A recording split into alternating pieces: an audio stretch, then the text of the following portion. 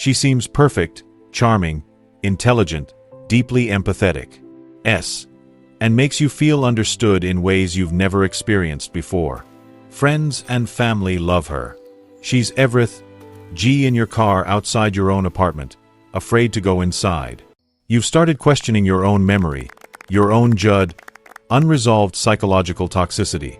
These women aren't obviously dangerous.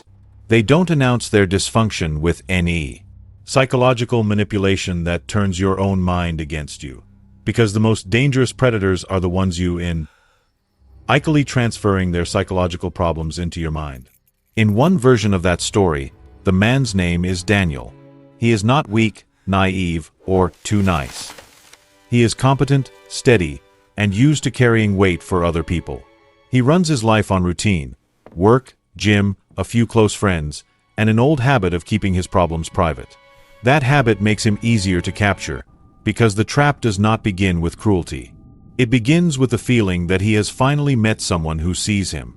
Her name is Mira. She is not introduced as a villain. In public, she is warm, disarmingly thoughtful, and almost painfully articulate about emotions. She remembers small details. She asks about Daniel's childhood in a way that feels respectful, not invasive. She says the right words at the right time, as if she has been waiting for him specifically. And because Daniel has lived long enough to believe that luck is rare, he treats it like luck. What happens next is not a dramatic collapse. It is a slow rearrangement of reality. At first there is more closeness, not less. Then there is more intensity. Then there is more urgency.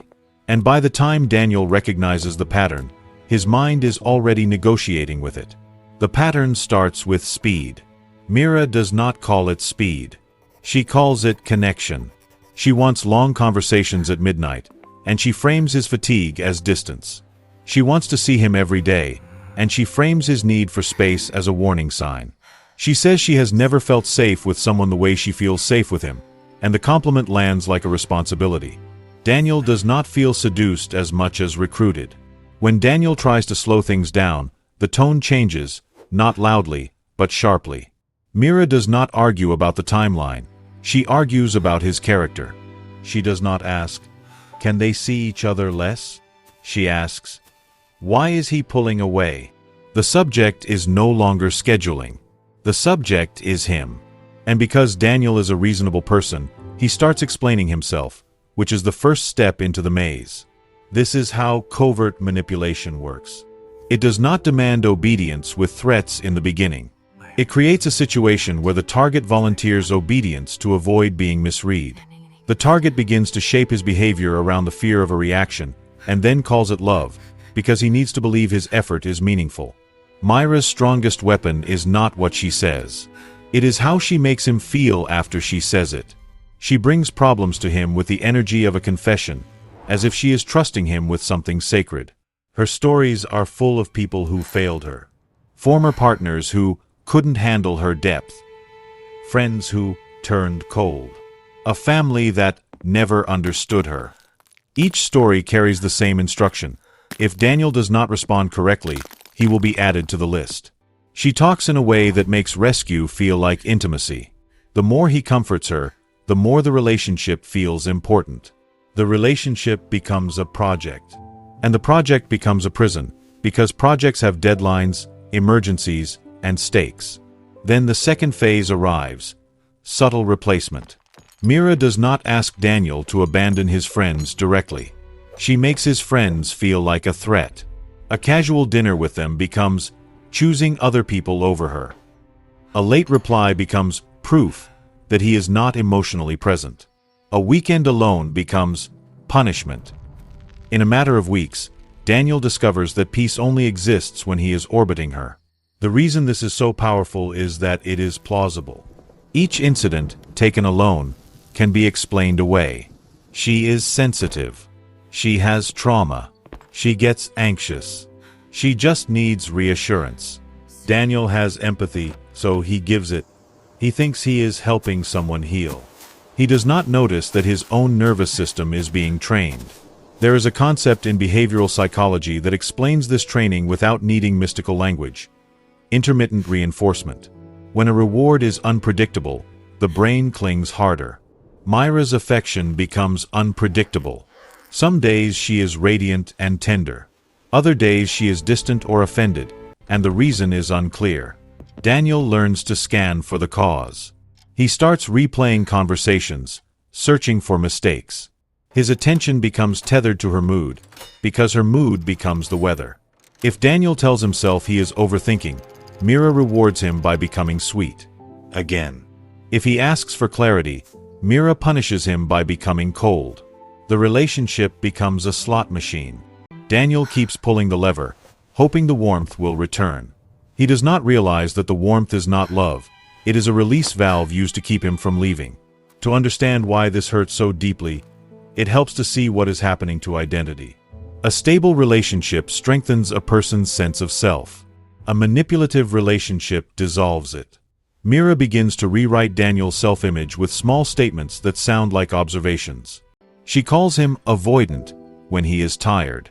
She calls him controlling when he asks for consistency.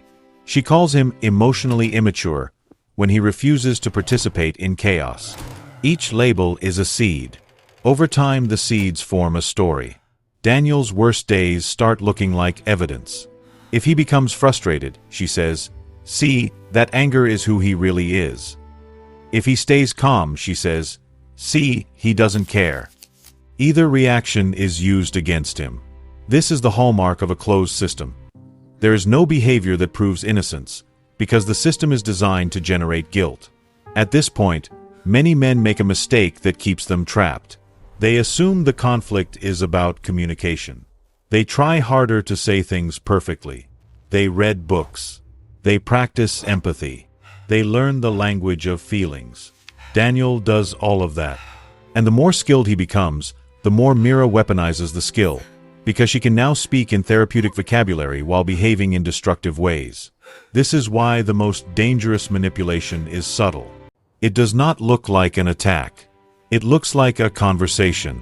It looks like emotional sophistication. It looks like growth. And because it looks like growth, the target believes that leaving would be failure, or immaturity, or cowardice. From the outside, Daniel's life still looks fine. Mira is charming in public. She compliments him in front of others. She holds his hand. She laughs loudly at his jokes.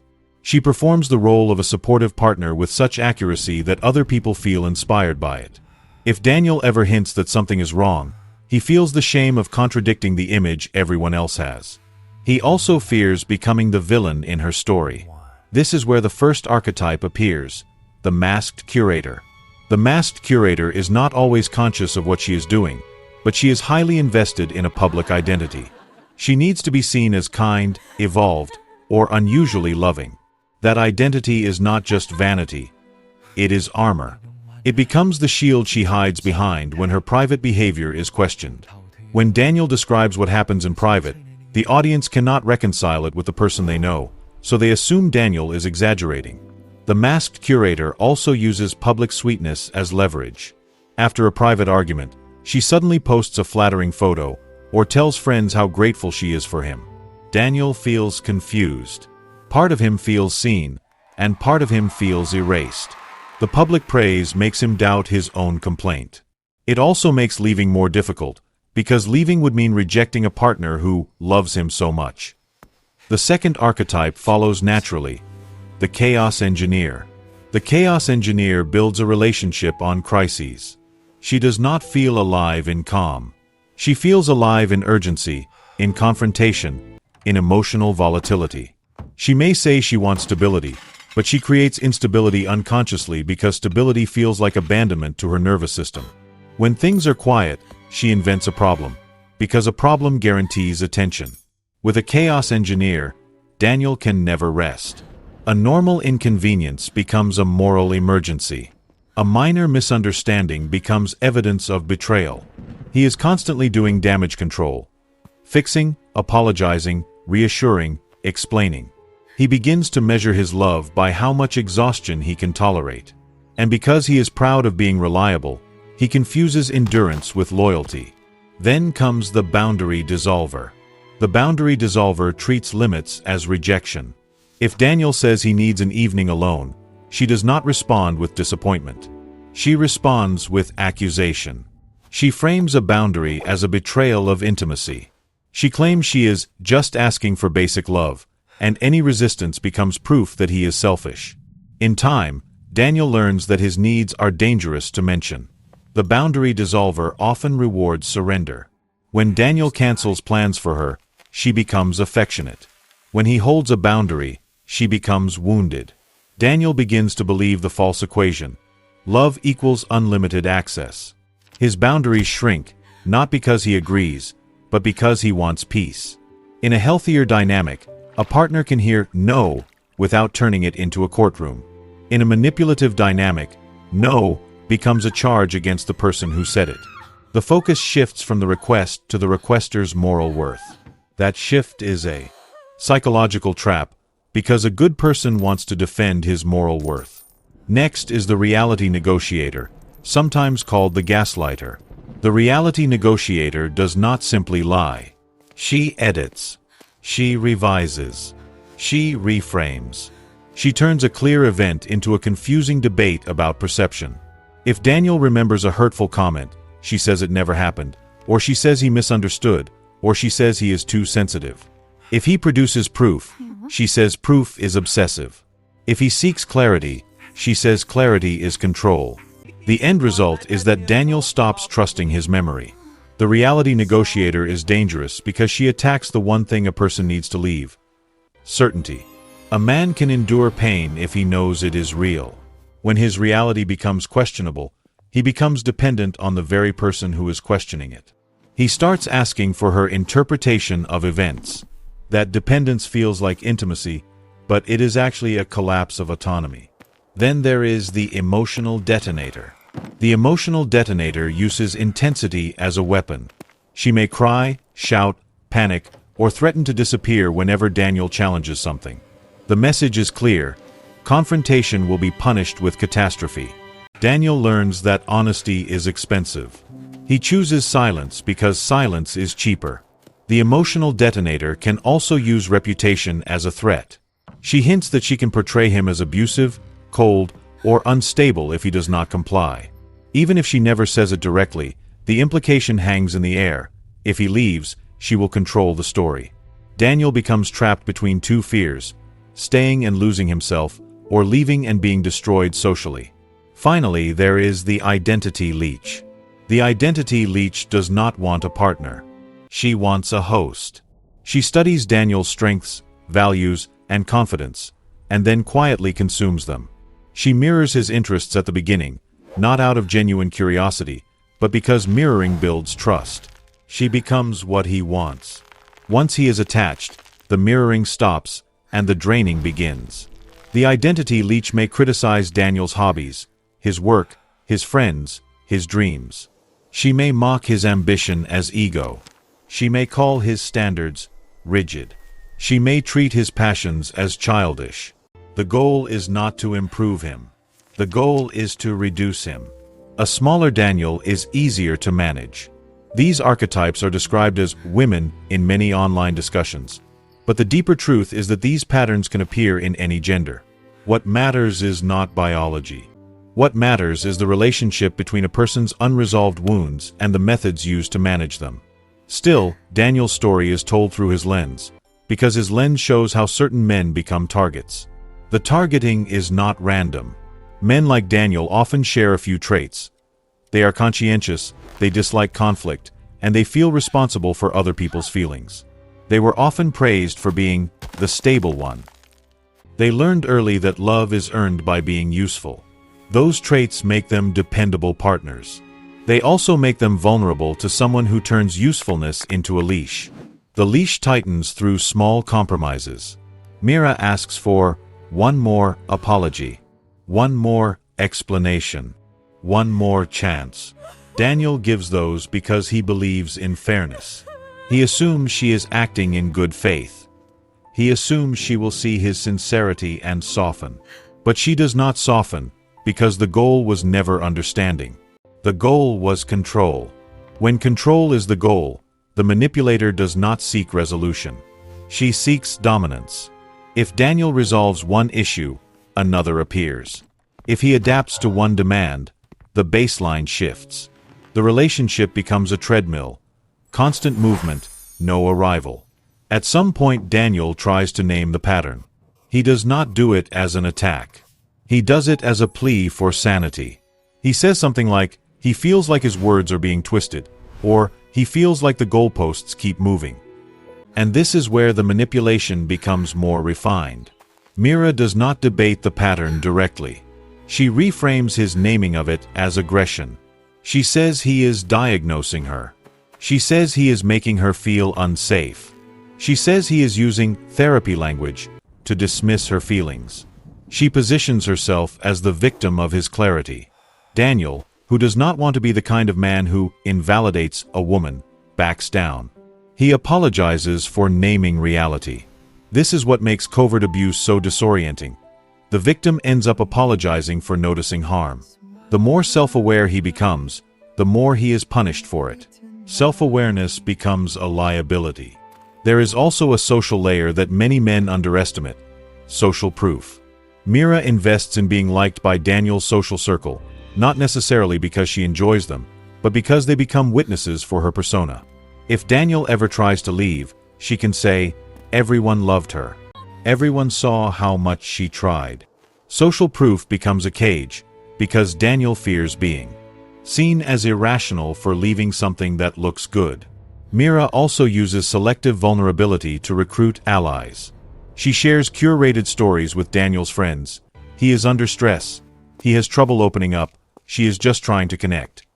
These stories are not lies in a strict sense. They are angles. They pre-frame Daniel as the problem. If the breakup happens, the audience already has a script. This is why the masked curator is so effective. She does not fight with fists. She fights with narrative. She understands that humans rarely judge events. They judge stories about events. Then there is the money layer, which arrives quietly. At first, Mira does not ask for money. She creates situations where money becomes proof. A weekend trip becomes an investment in them. A gift becomes a symbol of commitment. If Daniel hesitates, she says she feels unvalued. Daniel, who wants to be generous, pays. Over time, generosity becomes obligation. Sometimes it escalates into shared finances too quickly. Moving in fast, merging accounts, signing contracts, co-signing leases. It is presented as building a future. But when a relationship is unstable, shared finances become handcuffs. Leaving becomes expensive. A man who might have walked away at month 3 stays at month 9 because the practical cost feels unbearable. Even without shared accounts, money can be used as emotional currency. Mira can punish Daniel by wasting resources, by sabotaging plans, by creating emergencies that force spending. She can also shame him for setting financial boundaries, framing it as not believing in her. The target is not his wallet, it is his autonomy. At this stage, Daniel's body starts telling the truth before his mind does. He is tense even on good days. He checks his phone with dread. He feels relief when she is happy, and fear when she is quiet. He starts walking on eggshells. His nervous system becomes hypervigilant, scanning for danger in tone, punctuation, pauses. He is not living with a partner. He is living with a weather system. And then something worse happens. Daniel begins to adapt his personality. He becomes smaller. He jokes less. He shares less.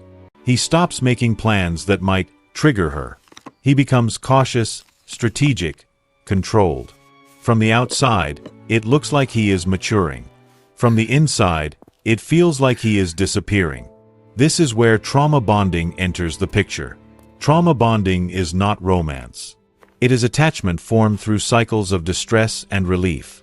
The bond intensifies because the brain associates the partner with both pain and safety. The partner becomes the source of the wound and the bandage. Daniel feels addicted not to Mira, but to the relief she provides after she hurts him. The relief is powerful because it restores hope. A single good day can erase a month of bad days. A warm apology can make the past look like a misunderstanding. Hope is the drug. and Mira knows how to administer it. When Daniel begins to consider leaving, Mira can sense it. She does not sense it through magic. She senses it through pattern recognition. His voice changes. His patience decreases. His compliance drops. The relationship begins to slip. And when it slips, Mira deploys the most effective retention tactic: sudden transformation. She becomes the woman Daniel met at the beginning. She is affectionate. She is reflective. She admits faults. She offers plans. She promises change. Daniel feels his old hope surge. He thinks, this is the breakthrough. He stays. And once he stays, the cycle returns, because the transformation was not growth. It was bait. If the sudden sweetness does not work, Mira can shift to fear. She hints at self-destruction. She says she has nothing without him. She says she might do something extreme. Daniel, who has a conscience, feels responsible. He stays to prevent harm. The relationship becomes a hostage situation, emotionally if not physically. Not every manipulator uses threats. Some use exhaustion. They talk for hours until the target gives up. They argue in circles. They keep the conversation alive until the target's will collapses. Then the target agrees, not because he believes, but because he wants sleep. After enough nights like this, Daniel begins to comply automatically. This is why a man can be intelligent and still get trapped. Intelligence does not protect someone from emotional conditioning. Conditioning bypasses logic. It teaches the body, comply for peace. And once the body learns that, logic becomes an afterthought. At this point, Daniel starts to lose connection with himself. He once had clear preferences. Now he waits to see what Mira prefers. He once trusted his instincts. Now he doubts them. He once felt confident making decisions. Now he seeks approval. This is not love. This is learned helplessness with a romantic label.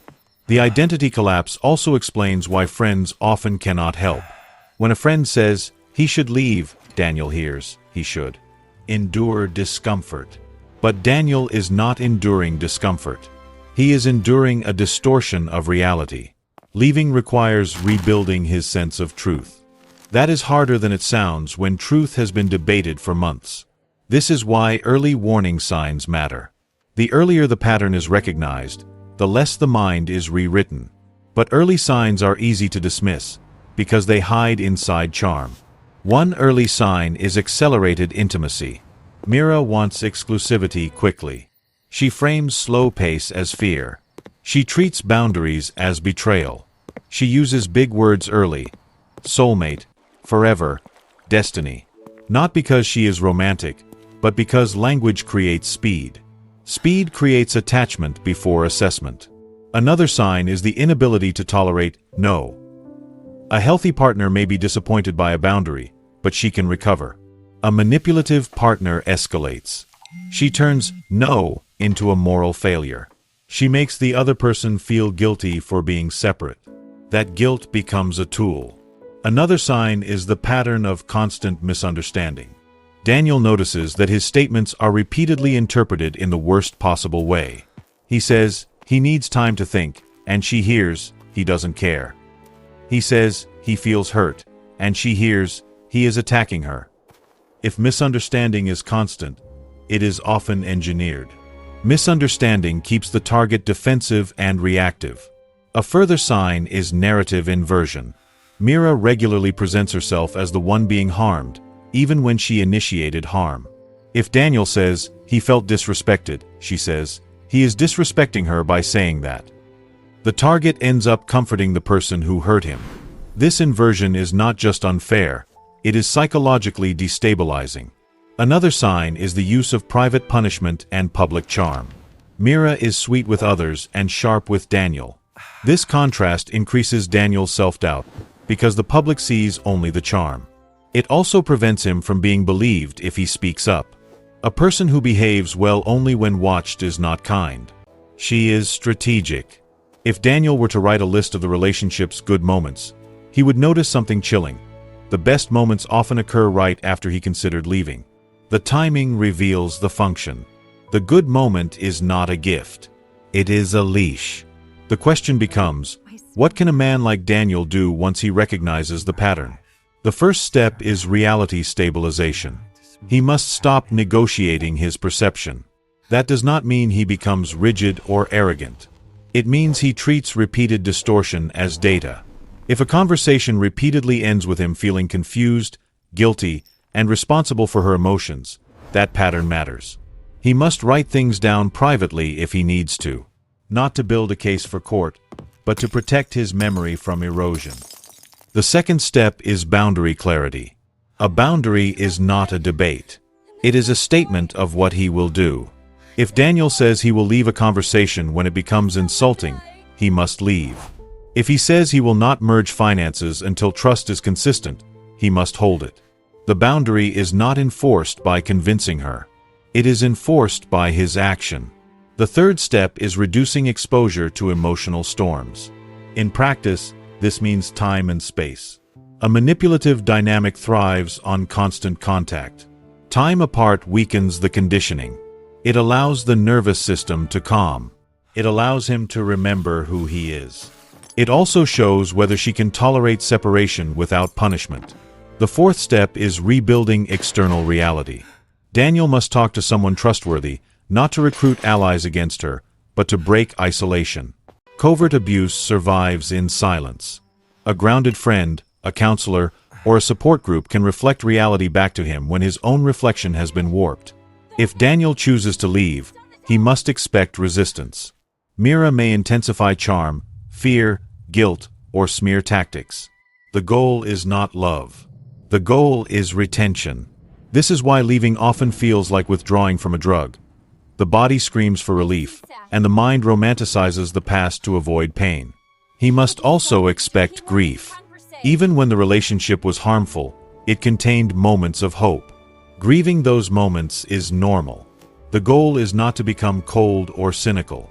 The goal is to become accurate. It also helps to name what Daniel is leaving, because naming reduces shame. He is not leaving a woman who loved him. He is leaving a system of control. He is leaving a pattern of emotional coercion. He is leaving a relationship where truth was negotiable and peace required self-betrayal. And for men who worry that recognizing these patterns makes them bitter, it is worth remembering this. Discernment is not hatred. Discernment is hygiene.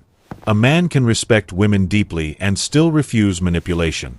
He can value empathy and still protect his boundaries. He can believe in love and still walk away from someone who uses love as a weapon. In the end, Daniel's story is not a story about fear. It is a story about recovery. Recovery begins the moment he stops asking, "How can he fix her?" and starts asking, "What is this doing to him?" Recovery begins when he understands that a relationship should not require him to doubt his own mind. Recovery begins when he chooses truth over intensity. And once he makes that choice, the most haunting part of the story becomes clear. Mira did not destroy him in a single moment. The damage happened through 1,000 small edits. So the rebuilding will also happen through 1,000 small repairs. One boundary kept, one truth held, one night of calm sleep, one honest conversation, one step away from the maze. That is how the cycle ends. Not with drama, not with revenge, but with a man quietly reclaiming the right to be himself.